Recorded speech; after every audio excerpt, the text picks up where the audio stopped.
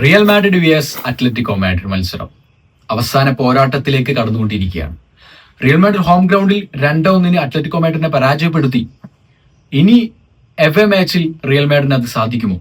പുഷ്പം പോലെ അത്ലറ്റിക്കോ മാഡ്രിഡിനെ പരാജയപ്പെടുത്താൻ റിയൽ മാഡ്രിഡിന് കഴിയുമോ എന്നാണ് നമ്മുടെ ചോദ്യം. ആ കാര്യത്തിൽ എന്റെ ഒരു പേഴ്സണൽ ഒപ്പീനിയൻ പറയുകയാണെങ്കിൽ റിയലിനെക്കാളും കുറച്ചും കൂടി സാധ്യതയുള്ള ഒരു ടീം എന്ന് പറയുന്നത് അത്ലറ്റിക്കോ മാഡ്രിഡ് ആണ്. അടുത്ത റൗണ്ടിലേക്ക് റിയൽ കടക്കാൻ സാധ്യത കുറവാണ്.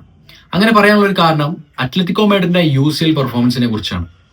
പട്ടിക മത്സരത്തിൽ റിയലിനേക്കാളും ഏറ്റവും മുൻപന്തിയിൽ ടോപ്പ് 8 ഫിനിഷ് ചെയ്ത ഒരു ടീം എന്ന് പറയുന്നത് അത്ലറ്റിക്കോ മാഡ്രിഡ് ആണ്. അതുപോലെ തന്നെ UCL മത്സരത്തിലെ പട്ടിക മത്സരത്തിൽ അത്ലറ്റിക്കോ മാഡ്രിഡിന്റെ തോൽവിയും റിയൽ മാഡ്രിഡിന്റെ തോൽവി എടുത്ത് നോക്കുന്ന സമയത്ത് ലീസ്റ്റ് തോൽവി എന്ന് അറിയപ്പെട്ടത് അത്ലറ്റിക്കോ മാഡ്രിഡ് തന്നെയാണ്.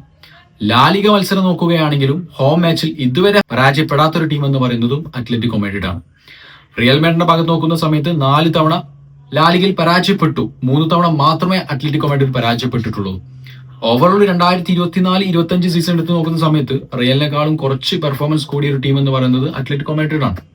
സോ ഇതൊക്കെ നോക്കുന്ന സമയത്ത് സ്റ്റാറ്റ്സ് ഒക്കെ നോക്കുന്ന സമയത്ത് വരാൻ പോകുന്ന റിയൽ മാഡ്രിഡിന്റെ FA മാച്ചിൽ റിയൽ മാഡ്രിഡ് പരാജയപ്പെടാനാണ് കൂടുതൽ സാധ്യത. ബട്ട് ഇത് UCL ആണ്. റിയൽ മാഡ്രിഡ് എന്തും ചെയ്യാം. കാരണം ഒരുപാട് കംബാക്കുകളും അതുപോലെ തന്നെ തോൽക്കുമെന്ന് വിചാരിച്ച കളികൾ ഒരുപാട് വലിയ രീതിയിൽ വിജയിപ്പിക്കുകയും ചെയ്ത് അവസാന നിമിഷത്തിൽ ഒരുപാട് കൗണ്ടറുകൾ നിർമ്മിച്ച് അല്ലെങ്കിൽ ഗോളുകൾ സ്കോർ ചെയ്ത ഒരു ടീമാണ് റിയൽ മാഡ്രിഡ്. അതുകൊണ്ട് എന്തും സംഭവിക്കാം.